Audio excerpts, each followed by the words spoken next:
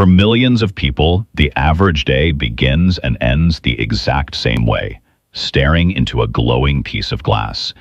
Our biology hasn't caught up to this habit. For hundreds of thousands of years, the human eye was optimized to scan distant horizons for physical threats and track the natural arc of the sun across the sky. Today, we force those same biological instruments to fixate on artificial light sources, positioned mere inches from our faces, for up to 8 hours a day.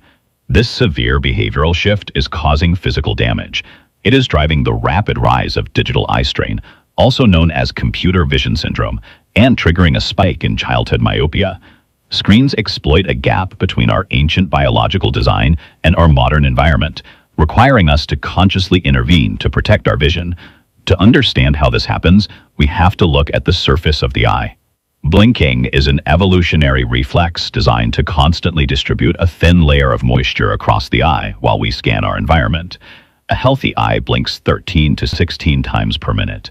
Locked onto a screen, the rate drops to 6 to 8 blinks. Because of this, tears cannot spread properly, evaporating and leaving dry spots that cause computer vision syndrome.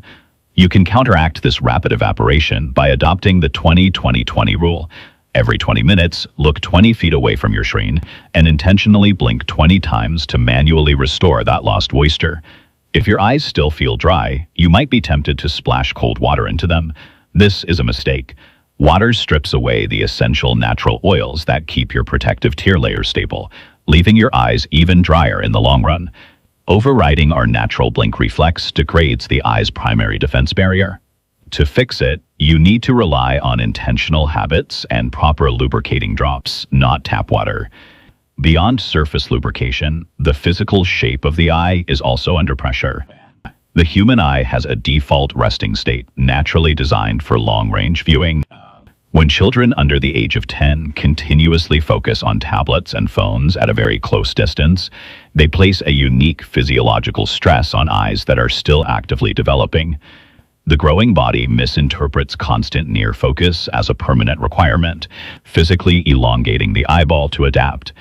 This elongated shape causes incoming light rays to cross before reaching the retinal wall, creating a structural defect called myopia. To interrupt this harmful feedback loop, children in their developmental years require strict time limits on their mobile phone use, preventing prolonged, continuous near-focusing. Continuous screen use during development physically reshapes the eye, cementing myopia into its anatomy. The light emitting from these screens also impacts the brain. Modern devices produce specific, invisible wavelengths of light that easily bypass our eyes' natural filters. The most aggressive of these is high-energy visible light, commonly called blue light. It penetrates directly into the retina, slowly damaging the photoreceptor cells and increasing the risk of macular degeneration over time. For our ancestors, morning sun suppressed the sleep hormone melatonin to wake the body.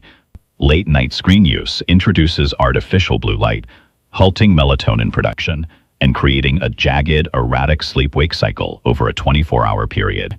You can filter these wavelengths using simple technological countermeasures, built-in night shift modes, specialized software like Flux, or amber-tinted glasses can physically block blue light after sunset.